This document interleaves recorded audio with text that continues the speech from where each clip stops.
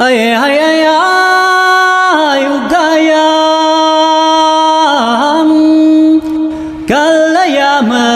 galayaman ugayam galayaman hanakan nandat datong tan kanigan ganason di kultura ang dilubong ugayam kinatigkar kan respeto dayaw kan kinapudno yamanan mi da kayun apaku kayo gayam galhayamanot yan nagdatimpo man isot ako.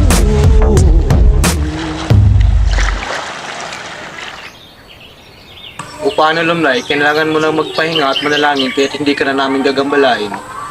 Siya nga, saka na lang tayo magkikita-kita muli.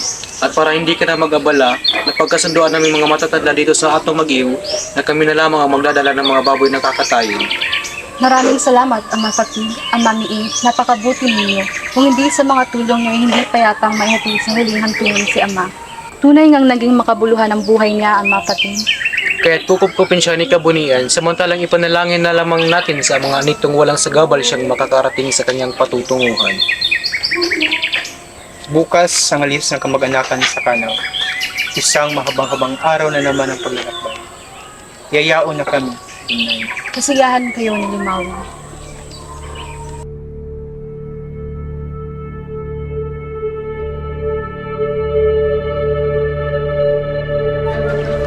Tigib ng pag-ibig ang tingin ng sinukal mo sa kanya, Awiyaw. Yan na naman ba ang pagtatalunan natin? Sapagkat yan lamang ang mapagtatalunan natin. Magkakasala ka sa kanya, Madulimay. Sapagkat nagkakasala ka sa akin, Awiyaw. Madulimay? Oo, nagkakasala ka sa akin. Sa pool ng gabing iyon. Ng gabi nakipagsantitig ka sa akin, Awiyaw. Tatlong tag-ani na iyon, Madulimay. Nawala ka sa piging na ating kasal. Samantalang, iniindakan ko ang mga gansan na pagsampuso natin. Nakikisama ka sa kanya. Tatlong tag-ani na iyon, Madulimay. Nabubuhay ka sa mga gagap na walang batayan. Awiyaw, wala akong magagawa. Hindi siyang magsabayan dito sa akin. Hindi ka dapat magsasalita sa kanya. Nag-iisang dibdib tayo ng batas. Ang mga katawan lamang natin ang pinagdintib nila. Ngunit ikaw, hanggang ngayon, asal ka sa pag-ibig niya. Tatlong anihan na nga. Tatlong anihan ka humahapon sa akin, sa aking kasumisiping. Ngunit, Uwi ka na, Madulimay. Ngayon'y panahon ng pagluluksan ng tayo. Hindi iibigin ng mga anito na gagambalain ang kanyang pananahimik. Umuwi ka na. Pupunta ako sa ato upang alamin kung nakapasya na ba ang matatanda sa Kiyawas para sa ikalawang pagtatanim. uwi ka ba ngayong gabi? Uuwi ako. Laang tulad ng dati? Uuwi ako!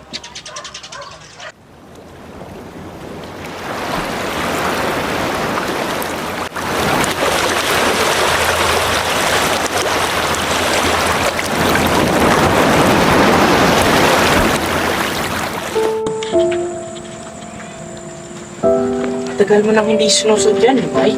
Awiyaw, ano ang ginagawa mo rito? Ibig kitang kausapin. Lasing ka! Fayas, tape, kaunti lamang. Umalis ka na. Ako'y nag-iisa't kamamatay lamang ni Ama. Isa pa, May asawa na ako. wala ka ng karapatan pang pumunta rito. Apitas. Minsan sinabi mo, manatili kang asawa ko habang nasa pag-iingat mo ang kwintas ng dugo. Totoo, minsan tatlong anihan na ang nakaraan, Awiyaw. At ngayon, ikaw na rin ang nakapuna na matagal ko nang hindi sinusuot ang kwintas. Nais ko lamang makiramay sa pagpanaw ni Amang Lawin. Salamat. Kumilos ka tila isang kadugo nang ihatid siya sa huling hantong. Tunay na katugo. Minsan, bago naganap ang insidente, ang paghihiwalay natin. Malungkot ka, Awiyaw. Hindi ka ba maligaya sa piling niya? Sinusumbatan niyo ako araw-araw. Sinasabi niyang iniibig kita at ikaw lamang ang laman ng aking isip mula nung gabing nakipagtalik ako sa kanya. Hindi magandang palatandaan ang gayon.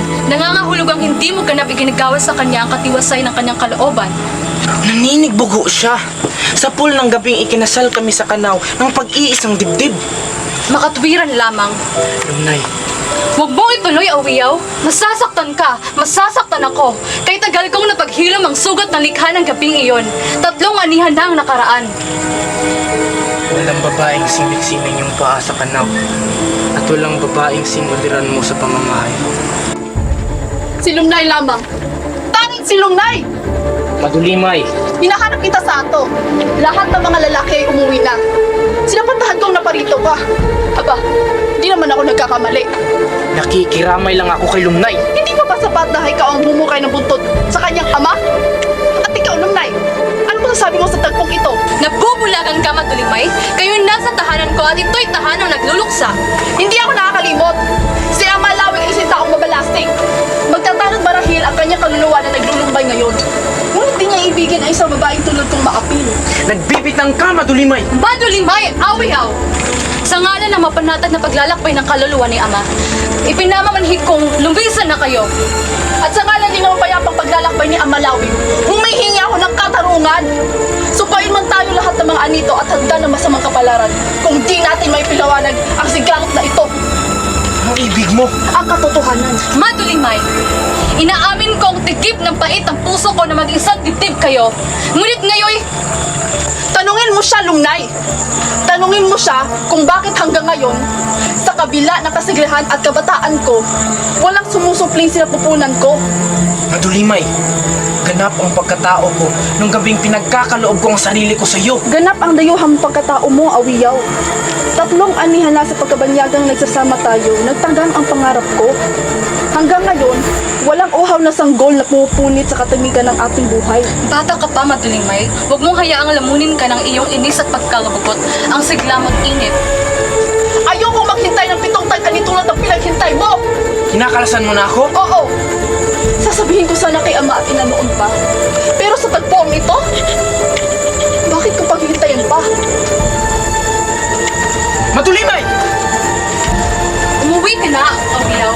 Sundan mo siya. Inaalihan siya ng pagkapusok. Kung mapapanatag mo ang kanyang kalooban ay natitiyak akong makakalimutan niya rin ito kaumagahan. Hindi. Matagal ko lang naranasan ito. Magkakahiwalay kayo. Naninibugo sa sayo. Anong gagawin mo? Totoo ang lahat ng sinabi niyo. Inibig pa rin kita. Kung hihiwalayan ko si Madulimay, maaari kong hiningin sa nakakandala sa tribun ay kasal tayong muli. Mahirap mangyari yun, Awiyaw. Bakit? Hindi pa rin nagbabago ang pagtingin ko sa iyo at alam kong ganun ka rin sa akin. Dinaramdam ko, Awiyaw. Tingnan mo ako. Sabihin mo! Sabihin mo! Nagdadalang tao ako, Awiyaw. Hindi. Totoo, nitong mga huling buwan, sa payo ni Ama, muli akong namahay sa ulo. Ihahayag na sana, ngunit nagkasakit siya. Ako pala! Ayoko sanang sabihin ito sa'yo, Awiyaw. Lalo na't nandito kanina si Madulimay. Ngunit ngayon, Ako pala. Ang pagkakalala ko. Hindi kasing tigas ng aking kamay sa pagtatanim. Ako kasing husay sa aking pagpapangaso. Hindi kasing